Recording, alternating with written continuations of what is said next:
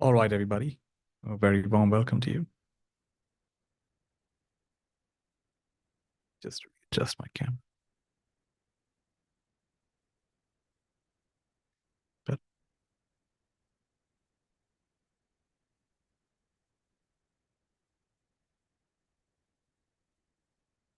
all right, so welcome to today's practice. So we meet at 9:32 p.m. India time on most days, unless I'm traveling or something. And there's no real strong agenda apart from just showing up and seeing what comes up. We practice for about 21 minutes.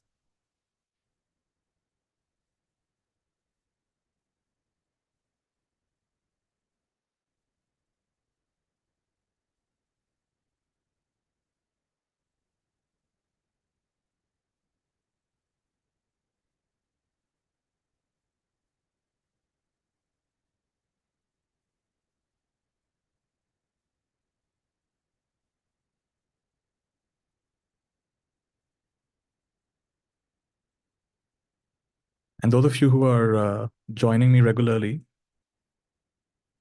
I want to invite you to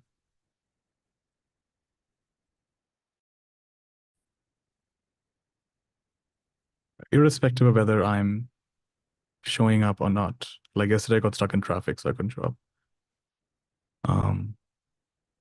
Yeah, just keep this time for yourself. It's so wonderful that we are meeting practically every day. So no need to feel disappointed. Just be quiet. Highest teaching is silence.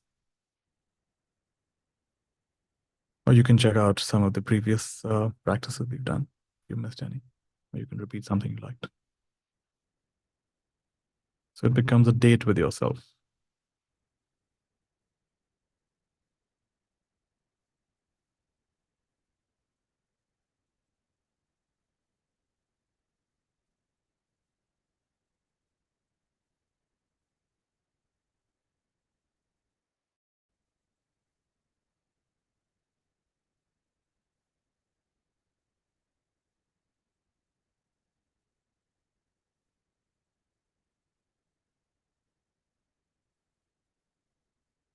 So our mind is always wondering, what am I going to get out of this?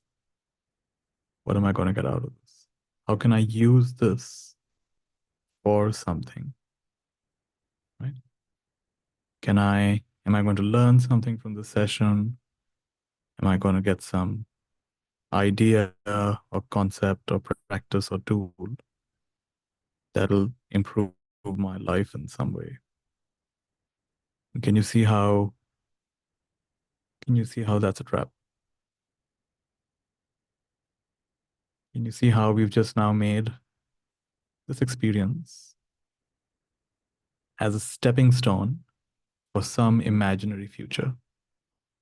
We don't even know we live till the next minute.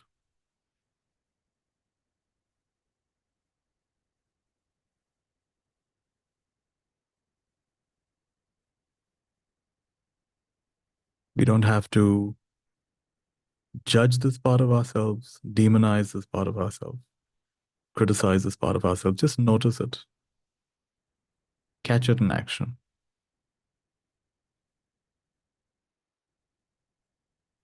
I was reading a book on happiness many years back, and it talked about the two myths of happiness: the myth of when and the myth of more. What's the myth of when? When something happens, I'll be happy.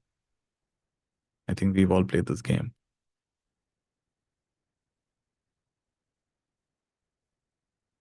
When I go to high school, when I go to college, when I get a job, when I get married, when I have kids, when I own my house, when my kids grow up, when my kids go to college, when my kids have kids, when something happens, when I win the court case, when I lose weight, then I'll be happy. So this is the first myth of happiness. Second is the myth of more. more, first thing people want more of is more money.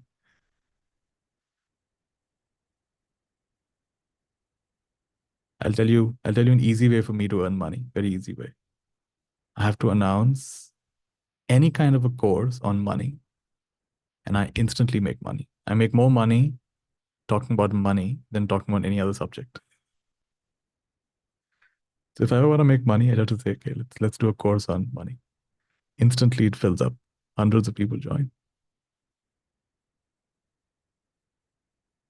I was once teaching in Santa Barbara, one of the rich parts of the US, and I had a big audience. Many of these people had arrived in supercars, sports cars, fancy cars. Even to live in Santa Barbara, you've got to be above average wealthy. And I said, what do you need more of? And even in that audience, first answer was money. Money. So the myth of more, when will it ever be enough? When is enough enough? How do you know you have enough? When do you know you have enough? And then the other one is more time. I wish I had more time to do the things I enjoy. Some people are rich in money, but very poor in time. More knowledge. And then you can get more subtle, more gratitude, more compassion, more wisdom. Fill in the blank. So myth of when and myth of more. How many moments of your life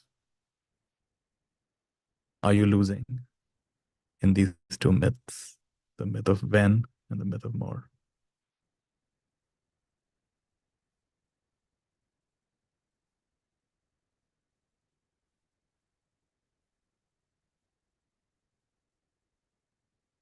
And notice how there's a subtle comparison or a subtle um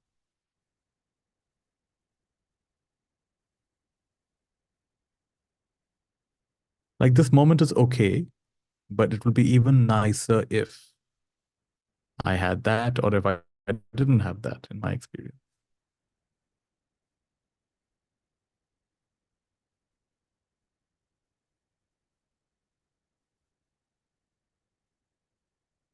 Like it's almost okay. It needs a little bit more of fill in the blanks. Even the best moments are almost okay.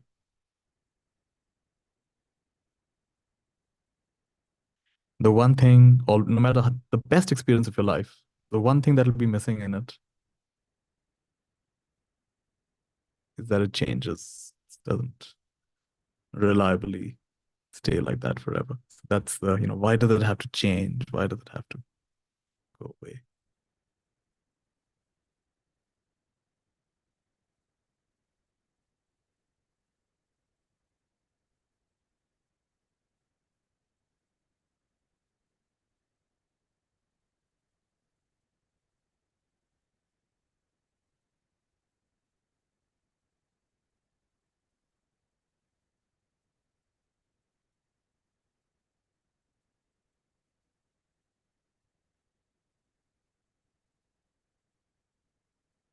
Who are you without the myth of when, the myth of more?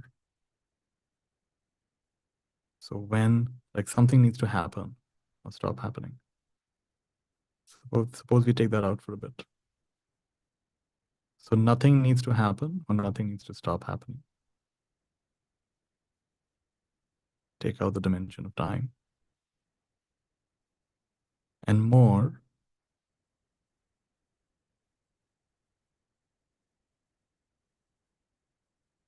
yeah, need more of something. Or sometimes even less of something. Need less work, less calories, less weight. Mhm. Wanting it to be different in some way. So who are you without that assumption? And then you're just left with this experience.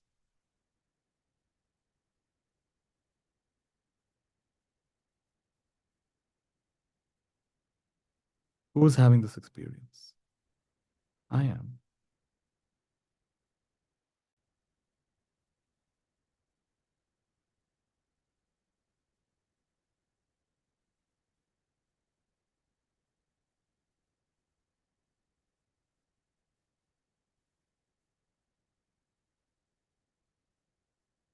So we get very curious about these two things. We get very, very curious about the experience.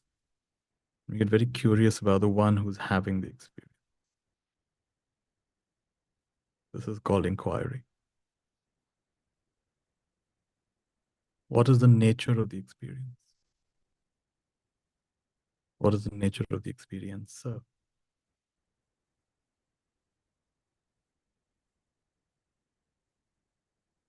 you study so many subjects, so many topics. You're so up to date on current affairs. You're really an expert in your field. Yet you know next to nothing about yourself.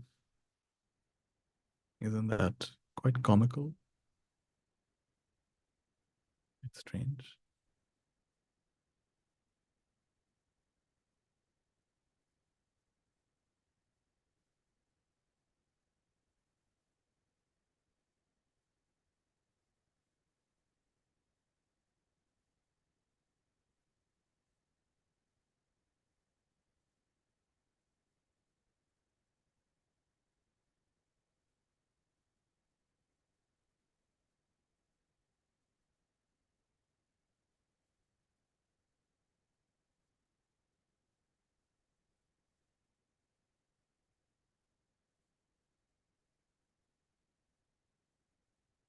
Reading a quote by Einstein that where energy is concentrated, that's matter.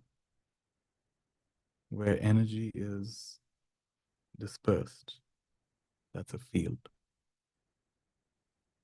Where energy is concentrated, that's matter. Where energy is dispersed, that's a field. So, things, the objects of the world, solid, seemingly solid things, energy is concentrated. Easier to talk about, yeah, what's a good badminton racket? What's a good car? What's a good home? The most solid, seemingly solid things. What clothes are better? Which shoe is better? But when it comes to that which knows, it starts becoming really vague, starts becoming really, what is this exactly? What are we talking about? Who am I? What am I? It becomes very subtle, very vague. Becomes, it's no longer solid like matter. It's a field. Energy is dispersed. Energy is, it's no longer packed and concentrated.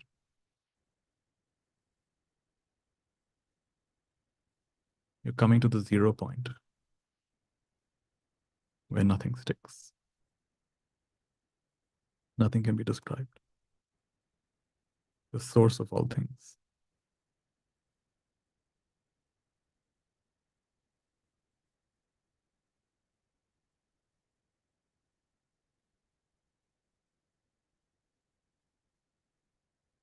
And yet it is from this nothing that everything else gets its perspective, gets its shape.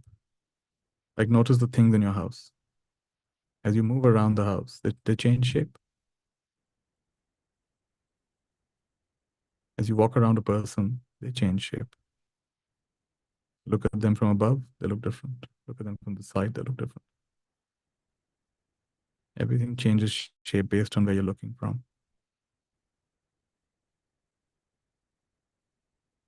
So while this is the most subtle, it's also the most powerful. I remember meeting a man many years back at a conference, and he had achieved many things in life. He traveled the world, he'd earned a lot of money, written many books. He was seemed to have a very rich life, very full life, and seemed very contented at the same time. So I asked him, I said, people talk about law of attraction, manifestation.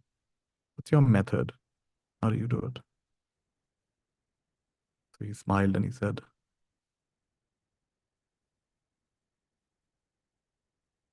I make myself still. I make myself quiet. I make myself still. I make myself quiet. Empty, like a big zero. And as I emerge from that stillness, that quietude, it could take half an hour, it could take an hour. Then, like in the stillness of a lake, I introduce a single thought, a single thought.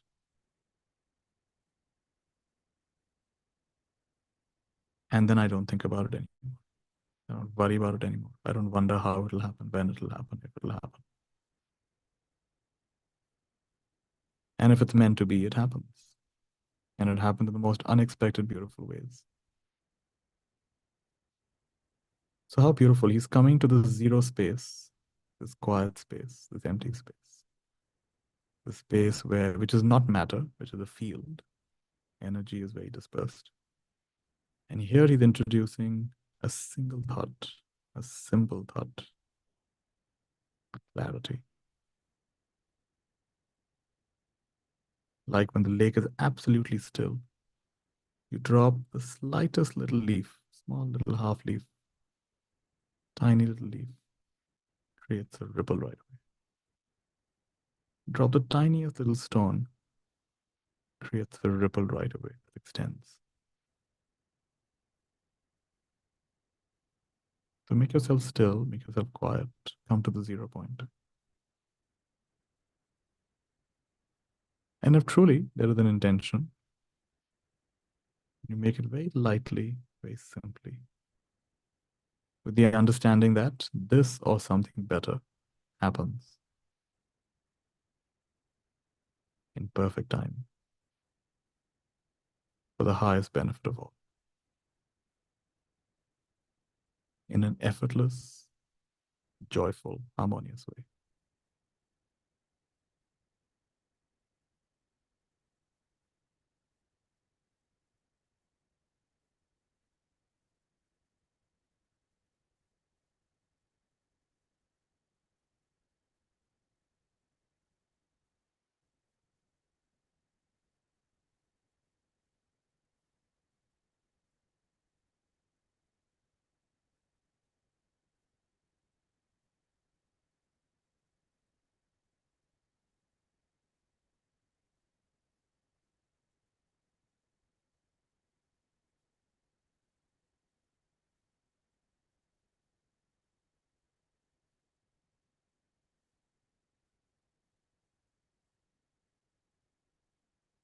There's an interesting book called Super Accelerated Living, in which Bentinho says, the author says that,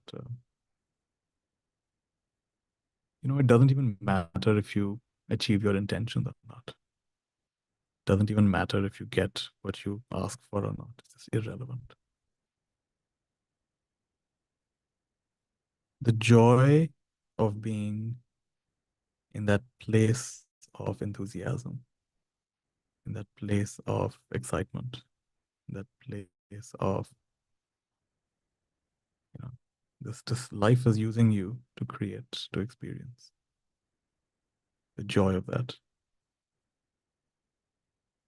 And for me, it's like surfing, actually. You're stable, but you're on all these waves. You're simultaneously still and you're moving so fast. So it's not either or. Sometimes you hear the first part of what I said, it sounds like, okay, we have to just drop all our wants, drop all our wishes. The second half of what I'm saying is like, no, it's not either or. It's and. It's and. It's this big yes to everything. So it's yes to the stillness, the silence, the contentment, the completeness. And from that stillness, silence, completeness, if there is something that's coming up, then a big yes to that as well. With no hesitations, no doubts, no sense of unless this happens, I'll not be complete, I'll not be okay. That's completely gone. It's just, what fun. What fun if it happened? What fun if it doesn't happen? What fun if it happens? What fun if it doesn't happen? मन चाहिए हो तो अच्छा, ना हो तो और भी अच्छा. If you get what you want, that's good. If you don't get what you want, that's brilliant. That's amazing.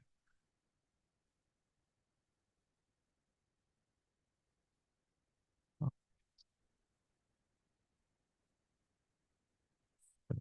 that's what we have for today. So join me at 9:32 p.m. India time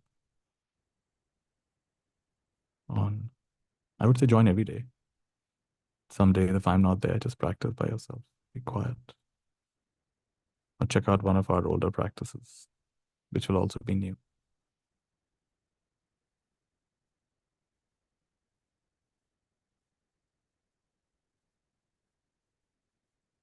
And if there are any updates, I'll put it on this link. Any updates of things I'm offering or things that are happening. You just scan this code, this QR code, or check out that link. And whenever there's something new, it'll be posted there. So you know. Let's be quiet for a few seconds.